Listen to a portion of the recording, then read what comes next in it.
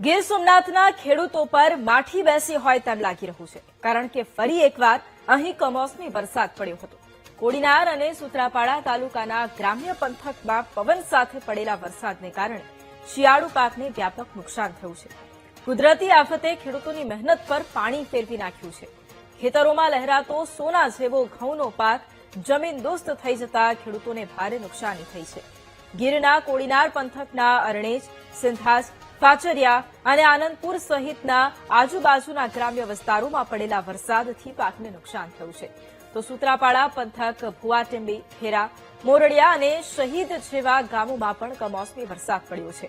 ખેડૂતોનું કહેવું છે કે આ નુકસાન બાદ મોંઘા બિયારણ અને ખાતરના પૈસા પણ નહીં નીકળે. રાત દિવસ કરેલી મહેનતથી આશા હતી કે સારી આવક થશે, પરંતુ કુદરતી આફત સામે ખેડૂતો લાચાર છે. માવઠામાં તો તમે જોઈ જ છો કેવું બધું નુકસાન છે. તો તમને ખ્યાલ જ છે. જો કોઈ ખેતર બાકી નથી રાખ્યું ગામમાં, ભુવાટીંબી ગામમાં. એ નુકસાનનું તો કઈ આંક નથી, એટલું નુકસાન છે બધાને.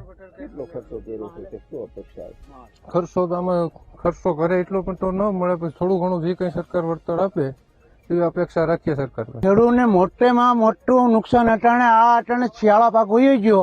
તો આ શિયાળા પાકની અંદરમાં વેપારીઓને જવાબ દેવા કે આ કોકની પાસે ઘૂસી ઉતારાના લીધે ઈ દેવા કે અમારે લાઈન શું લેવી, અટાણે રાંધવું હોય તો ટીંગાવા તૈયાર છે એવું છે એક પોઝિશન અમારું.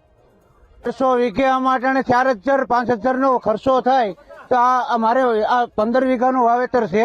એટલે આ તમામ ખેડૂતોને નુકસાન છે આ રીતનું. તો નુકસાન તો આ જોર બધા ખેતરોમાં દેખાય છે. ઘઉં બધા ઢળી ગયા છે. જે ચોમાસા પછીનો માર આ ખેડૂતોને એટલી બધી કુદરતી આફત આવી છે કે આ જે રવિ પાક છે, શિયાળુ પાક ઘઉંનો, એ સંપૂર્ણ નાબૂદ થઈ ગયો છે. વરસાદ કેવો હતો? વરસાદ આવ્યો થોડો સાધારણ જ, પણ પવનની સાથે એટલો માર પડ્યો કે અત્યારે જે પાકવાની સ્થિતિમાં ઘઉં હતા એ સંપૂર્ણ ડિસ્ટ્રોય થઈ ગયા છે. આમાં કોઈ અપેક્ષા નથી કે ખેડૂતોનું ઉત્પાદન થાય ને ખેડૂતોને આજીવિકામાં ટેકો કરી શકે.